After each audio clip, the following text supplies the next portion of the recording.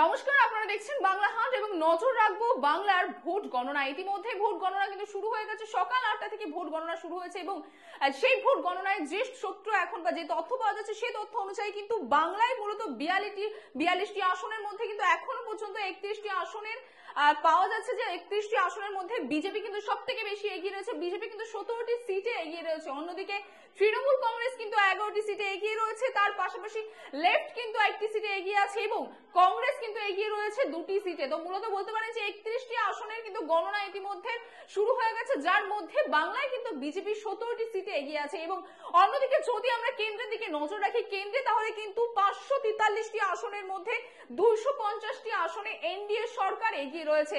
অর্থাৎ এনডিএ সরকার অর্থাৎ বিজেপি সরকার কিন্তু কেন্দ্রেও এগিয়ে রয়েছে এবং আমাদের রাজ্যেও বিজেপি সরকারই এগিয়ে রয়েছে। এবং তার পাশাপাশি যদি আমরা দেখি যে আইএনডিএ অ্যালায়েন্স যে রয়েছে, আইএনডিআই অ্যালায়েন্স, সেই অ্যালায়েন্স কিন্তু এখনো পর্যন্ত 150টি আসনে এগিয়ে রয়েছে এবং তার পাশাপাশি আদার্স কিন্তু 11টি আসনে এগিয়ে রয়েছে। তো মূলত বলতে পারেন যে 543টি আসনের মধ্যে কিন্তু 411টি আসনে ইতিমধ্যে যে আপডেট পাওয়া যাচ্ছে সেই আপডেট অনুযায়ী কিন্তু বিজেপি সরকার অর্থাৎ এনডিএ অ্যালায়েন্স এখনো পর্যন্ত এগিয়ে রয়েছে, যে এগিয়ে রয়েছে 250টি আসনে।